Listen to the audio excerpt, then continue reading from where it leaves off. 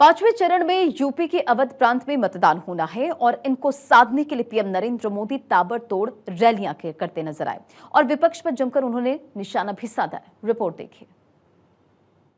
सब भैया बहनी कहे राम राम।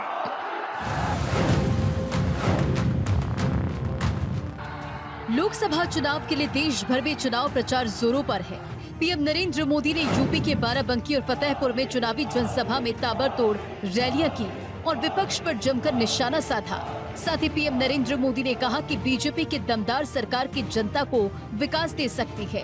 आज यूपी के साथ ही पूरा देश विकास की नई ऊंचाइयों को छू रहा है।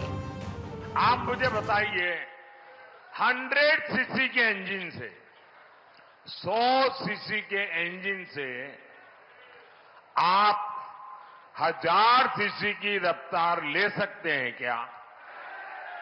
ले सकते हैं क्या? आपको विकास की तेज रफ्तार चाहिए तो वो सिर्फ दमदार सरकार ही दे सकती है, बीजेपी सरकार ही दे सकती है। पीएम नरेंद्र मोदी ने विपक्ष पर जमकर निशाना भी साधा। साथ ही कहा कि पहली बार वोट करने वाले युवाओं को तो पता भी नहीं होगा कि 500 साल के इंतजार के बाद अयोध्या के भव्य राम मंदिर में रामलला विराजमान हुए हैं। ऐसा सिर्फ आपके एक वोट के कारण हुआ है।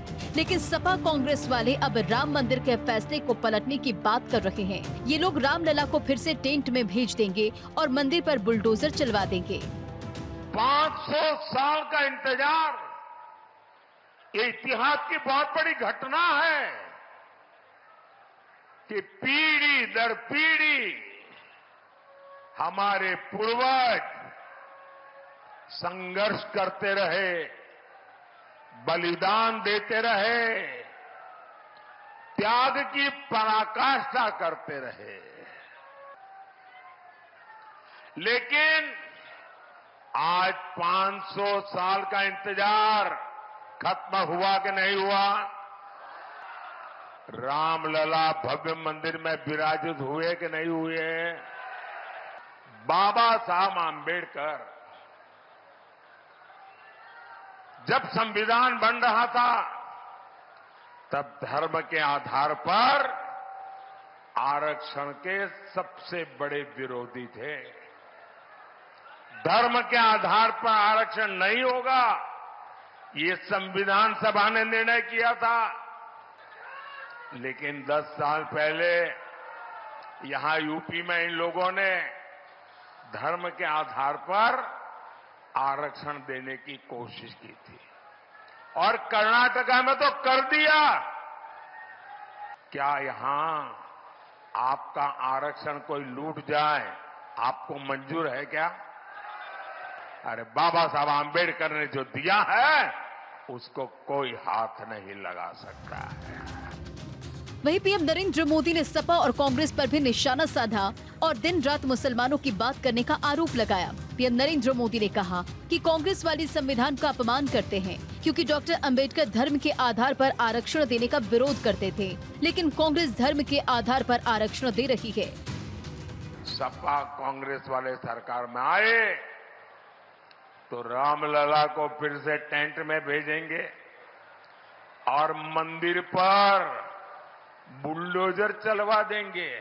क्या योगी जी से यही सीखना है क्या? अरे जरा योगी जी से ट्यूशन लो, बुलडोजर कहां चलाना कहां नहीं चलाना। पीएम नरेंद्र मोदी ने संपत्ति के सर्वे को लेकर भी कांग्रेस पर जमकर निशाना साधा और कहा कि आपके लॉकर में जो भी सोना चांदी और धन है उसे लेकर वोट जिहाद करने वालों को दे दिया जाएगा। वो लूट चलाना चाहते हैं।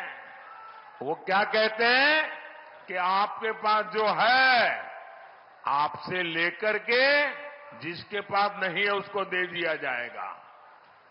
मतलब जो वोट जिहाद करेगा उनको दिया जाएगा।